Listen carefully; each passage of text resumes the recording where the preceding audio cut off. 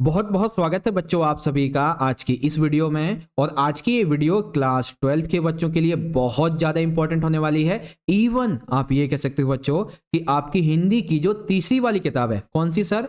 अभिव्यक्ति और माध्यम की। ठीक है, यहाँ पे आप देख सकते हो ये आपकी वो किताब है जिसकी तैयारी नॉर्मली बच्चे बिल्कुल भी नहीं करते हैं और इसको अंडरएस्टिमेट कर देते हैं, जबकि आपके बोर्ड के एग्जाम में 80 में से अभिव्यक्ति और माध्यम की इस किताब से टोटल 20 से 22 नंबर के क्वेश्चन आते हैं बच्चों। ठीक है, अब इसी में आपका एक इंपॉर्टेंट पार्ट होता है एमसीक्यूज का। ठीक है, तो इस वीडियो में आपकी अभिव्यक्ति माध्यम के पूरी की पूरी किताब के पूरे सिलेबस से हर एक चैप्टर के इस वीडियो में हम डिस्कस करेंगे most important MCQ question answer के बारे में। ठीक है, और ये एमसीक्यू अभी 2024 का कुछ ही दिनों में आपका जो बोर्ड का एग्जाम होने वाला है, इसमें डेफिनेटली बच्चों आपको बहुत ज्यादा हेल्प करेंगे, क्योंकि सारे के सारे एमसीक्यू बहुत ज्यादा इंपॉर्टेंट रहने वाले हैं। ठीक है, और ये हमारी पार्ट 2 की वीडियो है बच्चों। इससे पहले मैंने आपको पार्ट 1 ऑलरेडी अपलोड कर दिया था। ठीक है, मैं आपको थोड़ा सा पार्ट 1 का ओवरव्यू दे देता हूं एक बार। ये हमारी पार्ट 1 की वीडियो थी जिसमें टोटल हमने कितने एमसीक्यू डिस्कस किए थे बच्चों? 35 एमसीक्यूज। और आप सभी बच्चों ने ईमानदारी से मुझे स्कोर भी बताया था, बहुत अच्छा लगा। कई बच्चों के तो 35 में से 35 आए, किसी के 22 आए, किसी के 30 आए, अच्छा लगा जान के। ठीक है, तो ये पिछली वीडियो के एमसीक्यूज हैं, अगर आपने नहीं देखे, बहुत इंपॉर्टेंट थे, तो आप जाके इसको जरूर से देख लीजिएगा बच्चों। ठीक है, चलिए शुरुआत करते हैं आज की इस वीडियो की। और पिछली वीडियो की तरह ही इस वीडियो में भी हम टोटल कितने एमसीक्यूज को डिस्कस करेंगे बच्चों? 35 एमसीक्यूज को भी। और फिर से एक हम रूल बनाते हैं। रूल क्या है कि आप सभी बच्चे भी इन 35 एमसीक्यू क्वेश्चन का जो आंसर है, मेरे द्वारा आंसर बताए जाने से पहले अपने मन ही मन जरूर सोचना कि सर ये आंसर बता रहे हैं, मेरे हिसाब से इसका ही हो सकता है, फिर मैच कर लेना। और जब वीडियो एंड होगी तो सारे के सारे बच्चे मुझे अपना स्कोर जरूर बताओगे। ठीक है, ईमानदारी से, कि 35 में से कितने आपके मार्क्स सही आए थे। ओके, तो टोटल अगर हम पार्ट 1 और 2 को मिला दें तो पूरी किताब से आपकी 70 एमसीक्यू की तैयारी होगी। कितनी? 70 एमसीक्यूज की। कम नहीं होते हैं, तैयारी बहुत अच्छी हो जाएगी आपकी। Not like a topper, like a topper pro. चलिए शुरू करते हैं। देखिए क्वेश्चन नंबर 36 है बच्चों हमारा। अब 36 में हमारा क्या पूछा गया है कि समाचार लेखन के जो प्रभावशाली शैली है वो कौन सी है, यानी कि समाचार लेखन में सबसे ज्यादा जिस शैली का उपयोग किया जाता है वो कौन सी है। तो समाचार बेसिकली कैसे लिखते हैं? सबसे इंपॉर्टेंट बात को सबसे पहले लिखते हैं, जो हेडलाइन होती है, उसके बाद में फिर उसका वर्णन होता है। तो इसका अर्थ क्या हो गया? ये आता है उल्टा पिरामिड शैली के अंतर्गत। ओके, क्वेश्चन नंबर 37, समाचार लेखन की बुनियादी बातें क्या हैं? जो भी समाचार पत्र में समाचार लिखा जाता है, इसकी बुनियादी बातें क्या हैं? तो सबसे पहले समाचार लेखन जो है वो एक साफ सुथरी जो टाइप्ड कॉपी होती है, इसमें लिखा जाना चाहिए ट्रिपल स्पेस में। ठीक है, दोनों ओर हाशिए छोड़े जाने चाहिए, यानी कि नॉर्मली हमारी जो किताबें होती, कॉपियां होती हैं, उनमें हाशिया कहाँ पे होता है? यहाँ पे होता है हाशिया, लेकिन समाचार में यहाँ पे भी होना चाहिए और यहाँ पे भी होना चाहिए। ठीक है, एक पंक्ति में 12 से 13 शब्द से अधिक ना हो, यानी कि ये जो पंक्ति है आपकी, इसमें ज्यादा से ज्यादा 12 से 13 वर्ड ही हो, बस, इससे ज्यादा नहीं। तो हम क्या बोलेंगे भाई? समाचार की बुनियादी बातों के बारे में उपरोक्त सभी हमारा राइट हो जाएगा। अब आपने क्या ध्यान दिया यहाँ पे कि आपका एक 3 नंबर का क्वेश्चन भी कंप्लीट हुआ। कैसे सर? ये जो समाचार लेखन है इसकी बुनियादी बातें लिखिए, 3 नंबर में आएगा। तो कैसे लिखोगे? ये तीनों ही बातें लिख देना। अब इसमें थोड़ा सा 2-4 वर्ड और ऐड कर दोगे, 3-4 सेंटेंस बन गए, बस मिल गए नंबर। ओके, चलो अब देखते हैं क्वेश्चन नंबर 38। इसमें क्या पूछा गया है? टीवी में जो भी सूचनाएं होती हैं वो किन चरणों से होकर गुजरती हैं? अब ये भी आपका एक 3 नंबर का क्वेश्चन है भाई। टीवी में सूचना कैसे गुजरती है? तो सबसे पहले होती है फ्लैश, यानी कि ब्रेकिंग न्यूज। कहीं पे कोई घटना घटी तो क्या होता है? Breaking news. देखिए यहाँ पे ये हुआ, यहाँ पे किसानों ने आंदोलन कर दिया, यहाँ पे आंसू गैस के गोले दागे जा रहे हैं, ये देखिए पुलिस का रवैया कैसा है, किसानों ने क्या किया, इस प्रकार से, है ना।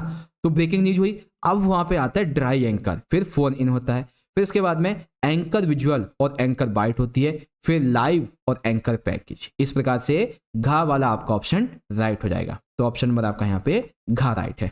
ओके बच्चों, चलिए अब देखते हैं क्वेश्चन नंबर 39। अब इसका आंसर दो सारे बच्चे। क्वेश्चन क्या है? भारत में सच्चे अर्थों में जो वेब पत्रकारिता है वो कौन कर रहा है? ठीक है, तो सच्चे अर्थों में वेब पत्रकारिता की बात की जा रही है, तो कौन कर रहा है? सोफी, इंडिया इन्फोलाइन या फिर रिडीफ.com। तो जहां तक मुझे लगता है बच्चों, इसका आंसर वैसे तो एक है जिसका नाम है रिडीफ.com। क्या है? रिडीफ.com। लेकिन ये सबसे इंपॉर्टेंट है, ठीक है। बाकी ये जो तीनों हैं करती तो ये भी हैं, लेकिन ये वाली ज़्यादा इंपॉर्टेंट है। तो मुझे लगता है कि हमें यहाँ पे ऑप्शन चुनना चाहिए घा वाला, क्योंकि ये सारी ही करती हैं, ठीक है। लेकिन सबसे जो मैन है वो rediff.com है। ओके, चलिए क्वेश्चन नंबर आपका आता है यहाँ पे 50 है बच्चों कि वेबसाइट पर विशुद्ध पत्रकारिता करने का श्रेय किसे जाता है। यानी कि पत्रकारिता तो बहुत सारी करती हैं, जैसे rediff.com हो गई, इंडिया इन्फोलाइन हो गई, सोफी हो गई, या फिर तहलका.com हो गई। लेकिन इसमें से ऐसी कौन सी पत्रकारिता है जो कि मतलब ऐसी कौन सी वेबसाइट पर पत्रकारिता करती है जो कि विशुद्ध होती है? तो ये कौन करती है? तहलका.com। ऑप्शन आपका घा वाला राइट है। चलिए क्वेश्चन नंबर यहाँ पे हमारा 41। अब इस क्वेश्चन के हिसाब से आपका एक 3 मार्क्स का क्वेश्चन भी कंप्लीट होगा। क्या पूछा गया है? मुद्रित माध्यम की खूबी है। तो मुद्रित माध्यम कैसे होते हैं? लिखे हुए होते हैं इसमें शब्द और स्थायी होते हैं। हम किसी भी सामग्री को लंबे समय तक सुरक्षित रख सकते हैं। किसी भी खबर को अपनी रुचि के अनुसार पहले पढ़ सकते हैं या फिर बाद में। जैसे ये समाचार पत्र है, इसमें टोटल ये 4 पेज हैं। अब हमारा इंटरेस्ट है खेल में, जो कि चौथे पे दिया गया है, तो हम इन तीनों को स्किप करते हुए चौथे पेज पे खेल को पढ़ेंगे, ठीक है। उसके बाद में फिर हम चाहे पॉलिटी को पढ़ लें, इको को पढ़ लें, या फिर ज्योग्राफी को पढ़ लें, हमारी मर्जी है ना। तो आपका घा वाला राइट हो जाएगा। इसी प्रकार से आपसे 3 नंबर में क्वेश्चन पूछा जाए कि मुद्रित माध्यम की खूबियां क्या क्या हैं, तो आप ये 3 बता दोगे। ओके बच्चों, चलो क्वेश्चन नंबर हमारा 42। अब यहाँ पे कहा गया है कि आपको एक गलत कथन जो है इसका चयन करना है। तो हम नीचे से ऊपर की तरफ चलते हैं, ठीक है। तो गलत कथन में सबसे पहले दिया हुआ है कि रेडियो जो है ये जनसंचार का कैसा माध्यम है? श्रव्य माध्यम है। तो ये एक आपका अलग एमसीक्यू है, आपसे पूछा जाएगा रेडियो जनसंचार का कैसा माध्यम है? तो श्रव्य माध्यम है। इसमें ध्वनि, शब्द और स्वर ये प्रमुख होते हैं। बिल्कुल ठीक है। उल्टा पिरामिड शैली के भाग इंट्रो में समाचार का मुख्य भाग होता है। इंट्रो यानी कि मुखड़ा, तो इसमें सबसे इंपॉर्टेंट पार्ट यानी कि कंक्लूजन, क्लाइमेक्स इसी में ही होता है। कविता का जो पहला उपकरण है वो होता है शब्द, तो ये भी राइट है। लेकिन ये कहना बच्चों कि प्राचीन काल में मुद्रित कहानियां लोकप्रिय थीं क्योंकि ये संचार का बड़ा माध्यम थी, ये गलत है। क्योंकि प्राचीन काल में मुद्रण तो था ही नहीं, है ना। तो प्राचीन काल में कैसी कहानियां लोकप्रिय थी? प्राचीन काल में मौखिक कहानी लोकप्रिय थी, मुद्रित नहीं, ठीक है। तो इस प्रकार से आपको क्या पता चला? आपको ना 4 बातें पता चली। सबसे पहले तो रेडियो जो है वो जनसंचार का कैसा माध्यम है? श्रव्य माध्यम है। उल्टा पिरामिड शैली के इंट्रो भाग में क्या होता है? सबसे मुख्य भाग। कविता का पहला उपकरण क्या होता है? शब्द होता है। प्राचीन काल में कौन सी कहानी लोकप्रिय थी? मुद्रित नहीं, मौखिक। ओके, तो आपको समझ में आ गया ना अच्छे तरीके से। चलो अब है क्वेश्चन नंबर 43। एक बार फिर से बहुत ही इंपॉर्टेंट क्वेश्चन है बच्चों। ये एक ऐसा प्रश्न है जिसको मैंने आपका जो ये पार्ट 1 था ना, उसके तकरीबन 5-6 क्वेश्चन से मिला के बनाया है, ठीक है, ताकि पार्ट 1 का भी रिवीजन हो जाए और आपको इसमें भी और बातें पता चल जाए। सबसे पहले विश्व में इंटरनेट पत्रकारिता का वर्तमान में तीसरा दौर चल रहा है। वहीं भारत की बात करें तो भारत में इंटरनेट पत्रकारिता का दूसरा दौर चल रहा है। भारत के लिए इंटरनेट पत्रकारिता का प्रथम दौर शुरू हुआ था 1993 में और दूसरा शुरू हुआ था 2003 में। तो यानी कि विश्व में तीसरा है, बिल्कुल ठीक है। भारत में दूसरा है, ये भी सही है। भारत में पहला जो है 1993 शुरू हुआ, 2003 से दूसरा हुआ, सारी बातें सही हैं। उसके बाद एक ऐसा अखबार जो कि प्रिंट रूप में ना होकर केवल इंटरनेट पे उपलब्ध है, जो कि है प्रभात साक्षी, तो ये भी सही है। उसके बाद हिंदी में नेट पत्रकारिता किसके साथ शुरू हुई थी? वेब दुनिया के साथ में। तो आपका यहाँ पे 4th वाला ऑप्शन, मतलब ये सारे के सारे राइट हैं। ओके बच्चों, तो आपने एक चीज नोटिस की कि क्या सर एक ही क्वेश्चन से आपकी मैंने कितने क्वेश्चन की तैयारी करवा दी? मान लीजिए 5 से 7 क्वेश्चन की, है ना। अब यहाँ पे अगर आप ऑप्शन चुनोगे तो कौन सा चुनोगे? जिसमें घा होगा, यानी कि मतलब सारे राइट होंगे, तो खा वाला आपका राइट है। ओके, अब ध्यान से देखिए, अभी एक जो हमने क्वेश्चन किया था कि जो संपादन के सिद्धांत हैं या फिर क्या बोलते हैं समाचार लेखन की बुनियादी बातें, तो इसमें एक हमने पॉइंट देखा था कि जब समाचार लेखन किया जाता है तो उसमें इधर भी हाशिया होता है, इधर भी हाशिया होता है। इस एक लाइन में कुछ शब्द लिखे होते हैं, उन शब्दों की जो संख्या वो कितनी होती है? तो आपको मैंने बताई थी अभी, कितनी शब्दों की संख्या होती है?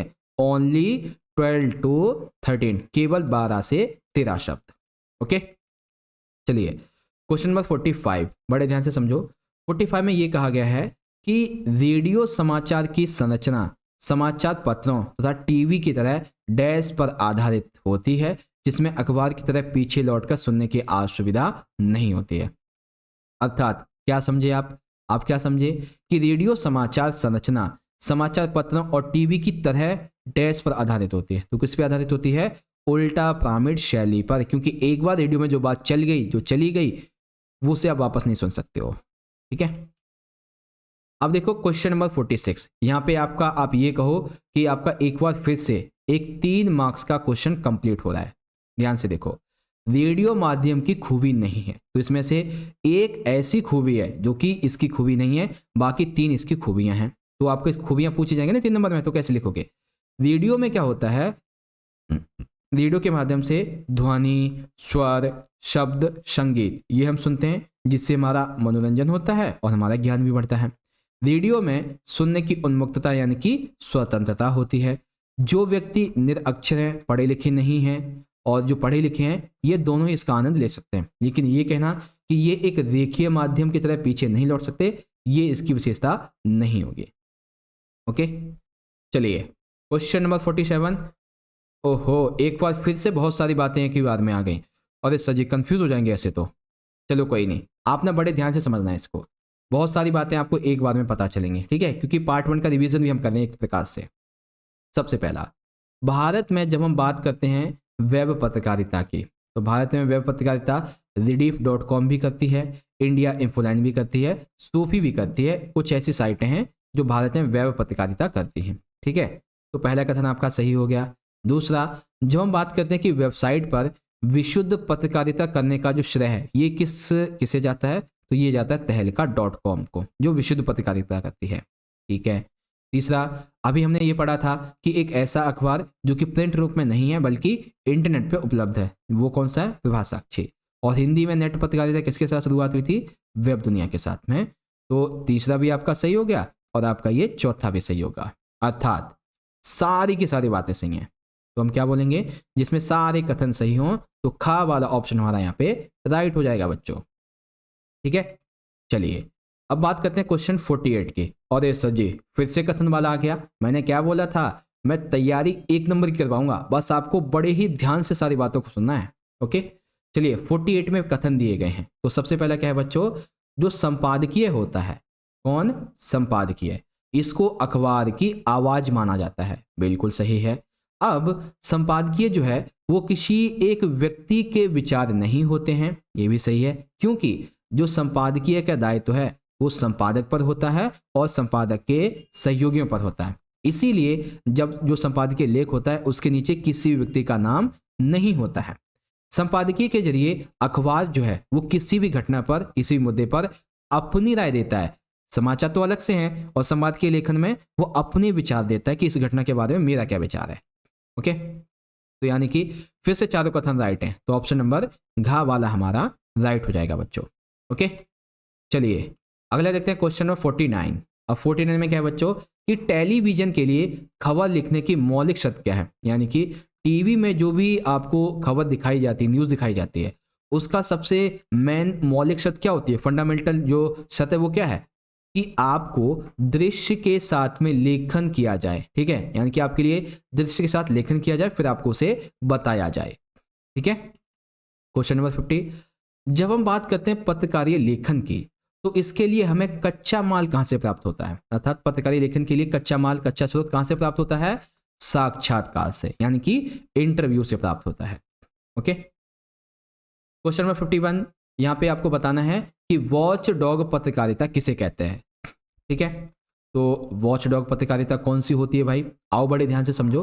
वॉच डॉग पत्रकारिता, जहां, एक सेकेंड, हम सीधा आंसर की बात करते हैं, पॉइंट नहीं पढ़ते हैं, सीधा आंसर की बात करते हैं। ठीक है, तो बेसिकली इसमें आपका खा वाला होगा कि किसी भी विभाग के कामकाज पर जब कोई पत्रकार पैनी नजर रखता है, और यदि छोटे से छोटा घोटाला, बड़े से बड़ा घोटाला, ये छोटी से छोटी गड़बड़ी, बड़ी से बड़ी गड़बड़ी होती है, तो उसका पर्दाफाश करता है। इस प्रकार की पत्रकारिता को वॉच डॉग पत्रकारिता कहते हैं। ओके, चलिए क्वेश्चन नंबर 50, अरे रुक जा भाई, 52, यहाँ पे क्या कहा गया है? एक ऐसी रिपोर्ट की आपको पहचान करनी है जो कि तथ्यों को, सूचनाओं को और आंकड़ों को गहरी छानबीन करके जनता के सामने लाई जाती है। तो उस रिपोर्ट को हम क्या बोलते हैं? तो उस रिपोर्ट को क्या बोलेंगे? जिसके तथ्य, सूचना और आंकड़ों की गहरी छानबीन करके हम रिपोर्ट को सामने लाएंगे। तो बच्चों को लगेगा कि इन डेप्थ है ना, बट ऐसा नहीं है। रीजन क्या है सर? रीजन ये है कि इन डेप्थ रिपोर्ट में सार्वजनिक तौर पे प्राप्त सूचनाएं, आंकड़े, तथ्य, इन सभी के हर एक पहलू की बहुत ही बारीकी से छोटे पार्ट की जानकारी एकत्र की जाती है, तब जनता के सामने लाई जाती है। लेकिन तथ्यों की सूचना और आंकड़ों की गहरी छानबीन किसमें होती है? खोजी रिपोर्ट में। ओके, चलिए क्वेश्चन नंबर 53, ड्राई एंकर कौन होता है? तो ड्राई एंकर कौन होता है? टीवी में ड्राई एंकर वह व्यक्ति होता है जो कि चित्रों के बिना खबर के बारे में दर्शकों को सीधा सीधा बताता हो, उसे हम ड्राई एंकर बोलते हैं। ओके, चलिए क्वेश्चन नंबर हमारा 54 है, निम्नलिखित में से कौन सा मिलान सही है? अब यहां पे अगर आप ध्यान से देखोगे तो आपका एक 3 नंबर का, जी हाँ 3 नंबर का एक क्वेश्चन कंप्लीट होगा। कैसे सर? ध्यान से पढ़ना तब आपको समझ में आएगा। देखो, आपको यहाँ पे पत्रकार के प्रकार दिए गए हैं। तो सबसे पहले पूर्णकालिक पत्रकार हैं। तो ये ऐसे पत्रकार होते हैं जो किसी भी समाचार पत्र या संगठन के नियमित वेतनभोगी कर्मचारी यानी कि पत्रकार होते हैं। किसी भी न्यूज रिपोर्टर के ऑफिस में ये डेली बेसिस पे काम करने वाले होते हैं, सैलरी बेस पे। फिर खा क्या है? अंशकालिक। ये एक निश्चित मानदेय पर काम करते हैं। और फ्रीलांसर तो आपको पता ही है, जो जैसा पैसा देगा उसके हिसाब से हम आपके लिए काम करेंगे, है ना। तो ये वही चीज है। तो इस प्रकार से क्या बोलेंगे? घा वाला ऑप्शन आपका यहाँ पे राइट हो जाएगा बच्चों। ठीक है, चलिए अब हमारा क्वेश्चन नंबर 55, इसमें क्या पूछा गया है? अब इसमें हमें दी गई है रिपोर्ट, 2 प्रकार की रिपोर्ट। इसे हमें यहाँ पे वर्णित करना है, फिर आगे हमें यहाँ पे डिसाइड करना है। तो दिया गया है खोजी रिपोर्ट।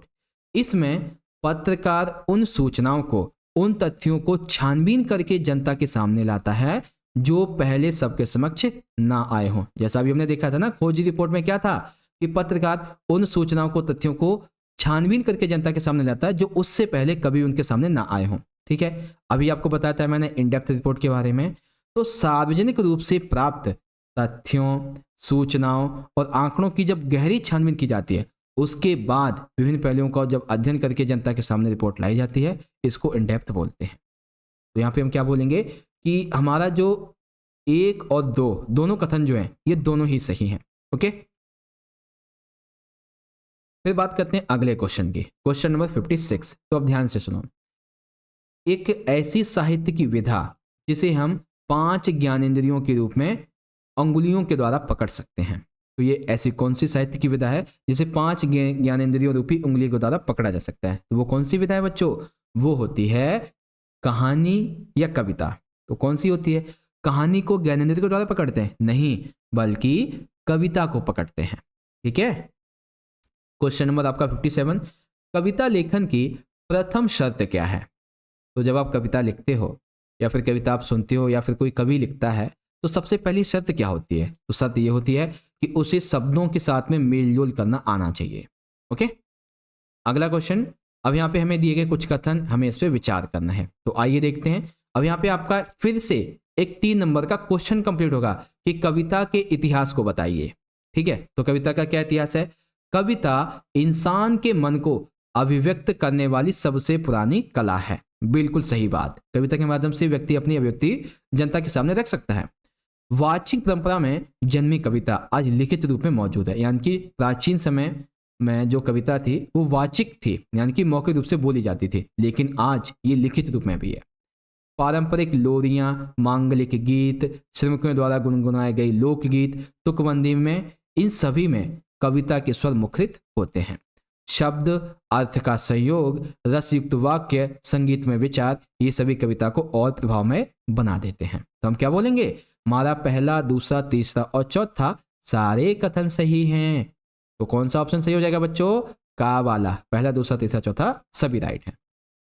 चलिए क्वेश्चन नंबर हम देखते हैं 59। अब इसमें क्या कहा गया है कि अगर आप कहानी लेखन सीखना चाहते हो तो कहानी लेखन सीखने का सबसे अच्छा और कारगर तरीका कौन सा है? तो सिंपल सी बात है, कहानी लिखने का वैसे तो तरीका ये भी है कि आप दादी नानी से कहानी सुन लो, अच्छी कहानियां पढ़ लो, कहानी लिखने का अभ्यास करो, लेकिन जो सबसे बेस्ट एग्जाम्पल रहेगा, जो वे रहेगा, वो होगा आपका खा। जब आप अच्छी अच्छी कहानियां पढ़ते हो तो आप अच्छी अच्छी कहानियों के बारे में सोचते हो और उसको लिख पाते हो। आपने वो एक क्या नाम है, 11th क्लास में आपने इंग्लिश का एक पोस्टर देखा होगा, इंपॉर्टेंस ऑफ बुक्स। उसमें एक कोट है। कोट क्या है? Read best, speak best and think best. जब आप अच्छा पढ़ते हो तब आप अच्छा बोलते हो, तब आप अच्छा सोचते हो। ठीक है, वही बात है। और प्रैक्टिस मेड मैन परफेक्ट। जब आप प्रैक्टिस करोगे कहानियों को पढ़ने की, लिखने की, तभी तो आपको समझ में आएगा ना। तो आपका यहाँ पे खा वाला राइट है। क्वेश्चन नंबर 60, कहानी में संवाद का एक विशेष महत्व होता है, कैसे? तो आपका यहाँ पे 3 नंबर का एक क्वेश्चन कंप्लीट होगा। कैसे? पेपर में पूछा जाए कहानी में संवाद के महत्व को बताइए, तो कैसे बताओगे?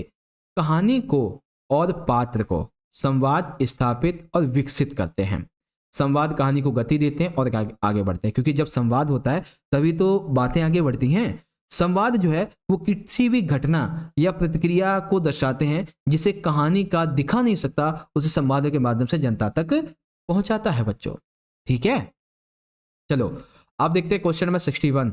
और रे फिर से आ गए हमारे ये अभिकथन वाले अभिकथन नहीं यानी कि कथन वाले। चलिए पढ़ते हैं। देखिए, कविता में द्वंद्व का मतलब होता है परिस्थितियों के रास्ते में बाधाओं के समाप्त हो जाने पर किसी निष्कर्ष पर पहुंचकर कथानक को पूरा हो जाना। बिल्कुल सही। कहानी में द्वंद्व के तत्व का होना अति आवश्यक है। द्वंद्व कथानक को आगे बढ़ाता है, कहानी में रोचकता को बनाए रखता है, कहानी का केंद्र बिंदु कथानक होता है। तो सारी बातें सही हैं। तो क्या बोलेंगे बच्चों? जिसमें सारे के सारे सही होंगे, तो कौन सा सही है? ऑप्शन नंबर गा। ओके, अगला क्वेश्चन क्या है? नाटक की विशेषता क्या है? एक महत्वपूर्ण विशेषता। तो नाटक की सबसे महत्वपूर्ण विशेषता क्या हो सकती है आपके हिसाब से? सोचो सोचो फटाफट से, इसमें से आपका कौन सा राइट होगा बेसिकली। ओके, तो सबसे महत्वपूर्ण विशेषता क्या होती है? भाषा, समय का बंधन, चरित्र चित्रण या फिर व्यक्ति। तो इसमें से क्या राइट है भाई? फटाफट से सोचो, टाइम नहीं इतना। ओके, तो इसमें से जहां तक मुझे लगता है, एक काम करता हूं, आपको ये क्वेश्चन में होमवर्क दे देता हूं। ठीक है, ये आपके लिए एक होमवर्क है बच्चों। ठीक है, आप सभी बच्चे इस क्वेश्चन का आंसर कमेंट में बताओ। जिन बच्चों का आंसर सबसे पहले आ जाएगा, ठीक है, उस बच्चे के आंसर को मैं पिन कर दूंगा, साथ ही हार्ट भी दे दूंगा, ताकि और भी बच्चों को राइट आंसर पता चल सके। अब मैं आपको ऑप्शन दे देता हूं, या तो समय का बंधन है या तो उसकी भाषा है। इसमें से क्या हो सकता है? अब आप देख लेना, या मैंने आपको ऑप्शन जानबूझ के ये दोनों नहीं दिए या फिर ये हैं ही नहीं, तो आप अपना दिमाग लगाओ कि नाटक की सबसे महत्वपूर्ण विशेषता क्या है। ओके, अब हाँ, ये बहुत इंपॉर्टेंट है भाई कि नाटक जो है वो अन्य विधाओं से अलग होता है। अब अलग कैसे होता है तो ये बताओ। तो नाटक अन्य विधाओं से अलग है, इसके लिए अलग से एक 3 नंबर का क्वेश्चन आपका बनेगा। ध्यान से पढ़ना, ठीक है। देखो, अन्य जो गद्य विधाएं होती हैं जैसे कि कहानियां या कविताएं, ये क्या होती हैं? ये लिखित रूप से दृश्य की ओर बढ़ती हैं, ठीक है। लेकिन नाटक जो है इसका अभिनय होता है, जबकि अन्य विधाओं में अभिनय नहीं हो पाता, ठीक है। साहित्य की अन्य विधाएं पढ़ने और सुनने तक की यात्रा करती हैं, जबकि नाटक पढ़ा भी जाता है, सुना भी जाता है, देखा भी जाता है और मंचन भी किया जाता है। अन्य विधाएं क्या होती हैं?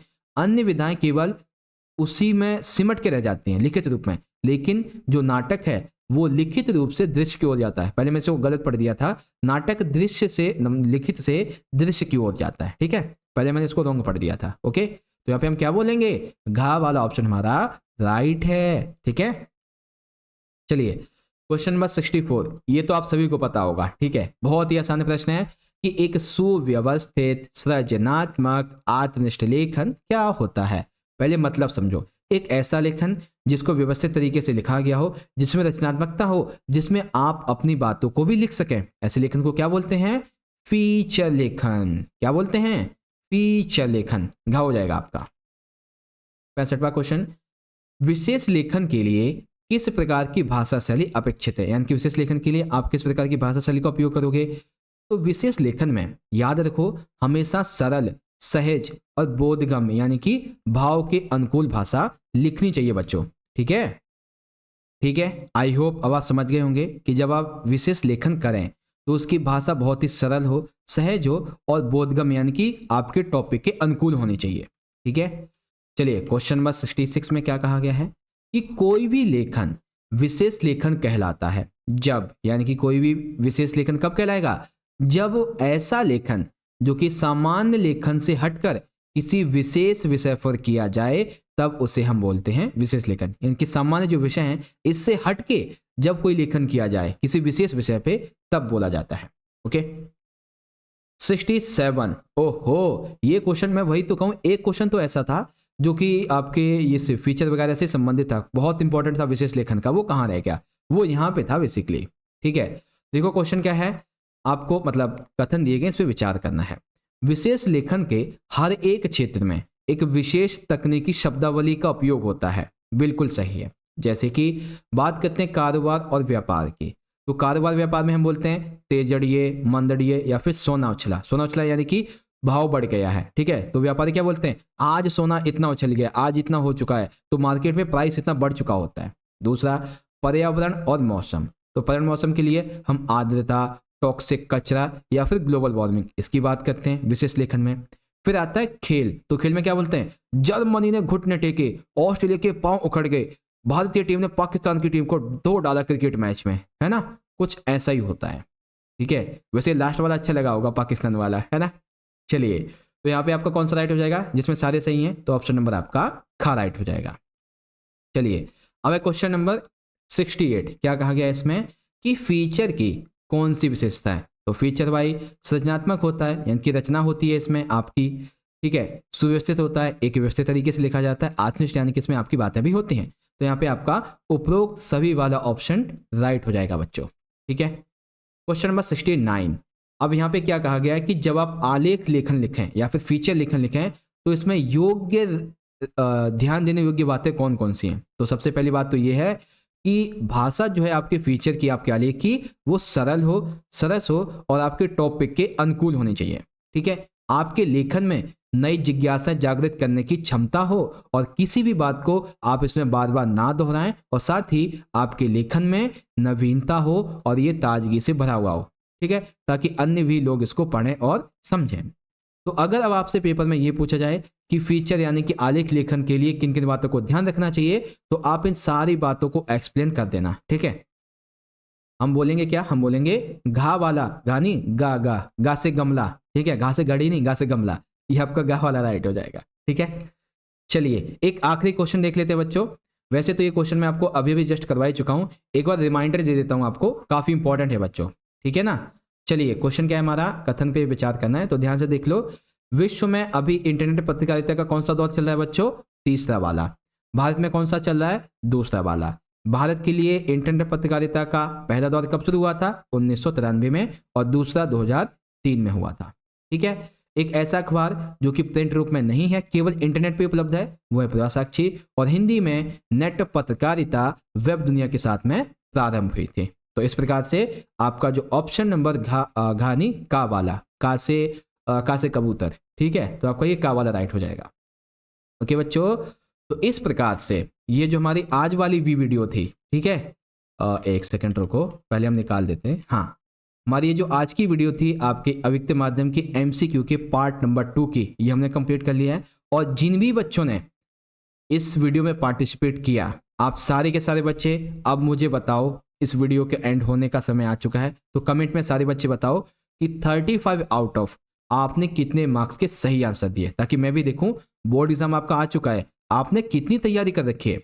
और अगर आप सभी बच्चों ने इस पेपर के पार्ट 1 की वीडियो नहीं देखी है तो जाके जरूर देखो, बहुत ही इंपॉर्टेंट एमसीक्यूज हमने उसमें डिस्कस किए थे बच्चों। ठीक है, तो जाइए उस वीडियो को देखिए और अपनी तैयारी को और अच्छा बनाइए। ठीक है बच्चों, चलिए मिलते हैं अगली वीडियो में। इस वीडियो को देखने के लिए आपका बहुत बहुत धन्यवाद, और आप सभी को आपके एग्जाम के लिए ऑल द बेस्ट। जय हिंद, जय भारत, वंदे मातरम।